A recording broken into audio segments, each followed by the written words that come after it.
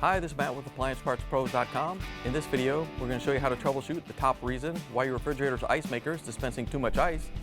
Stick around to the end of the video for an important tip that can help save you money. But before we begin, we're going to make sure the appliance is unplugged or the circuit breakers are off so there's no chance of electrocution. Also make sure you turn off the water supply underneath the sink.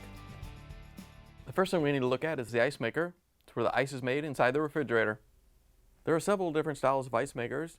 The most popular kinds are the half moon style and the flex tray style. They both work the same way.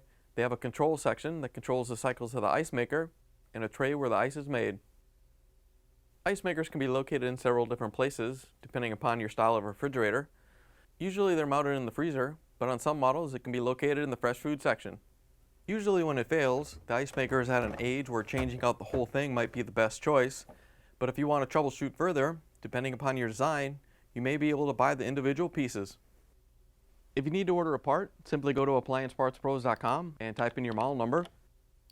Find your part on the easy to read diagrams and match it to the number below. Click on the part if you want to see more pictures of the item or watch its repair video.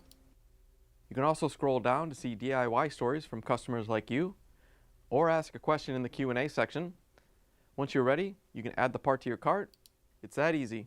Most orders will arrive within 2 business days.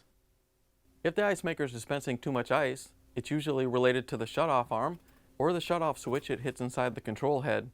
Also, you want to make sure you have the correct ice bucket and it's installed correctly. If the ice doesn't pile up the way it should, it may never hit the shutoff arm to stop ice production. The shutoff arm is usually located on the side or bottom of the ice maker. As the bucket fills up with ice, the arm is lifted up or pushed over to stop ice production. On older style arms, if you lift the arm all the way up and lock it, it shuts it off. On newer ice makers, there's a switch that turns the ice maker off. When the arm is moved enough by the ice filling the bucket, it tells the ice maker to stop making ice, but it shouldn't lift it high enough to lock it in the off position.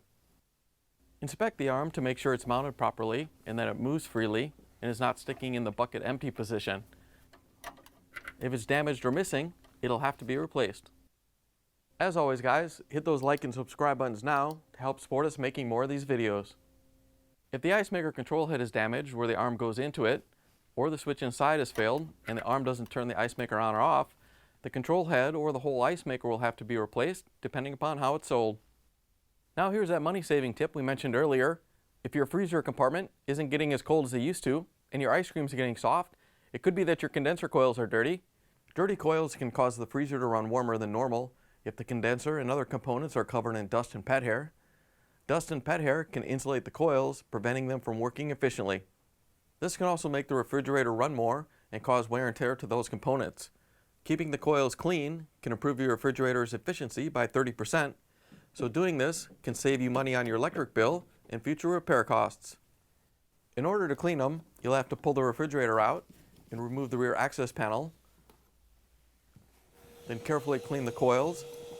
Keep in mind that some may be accessed from the front. You may have to use a condenser cleaning brush to reach in there.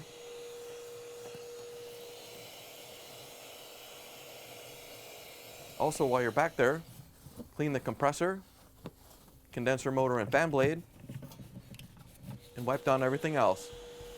Be sure you're careful not to damage anything, and make sure you do this at least once a year.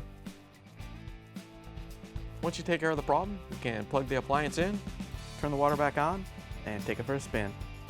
Thanks for joining us for another troubleshooting video brought to you by AppliancePartsPros.com.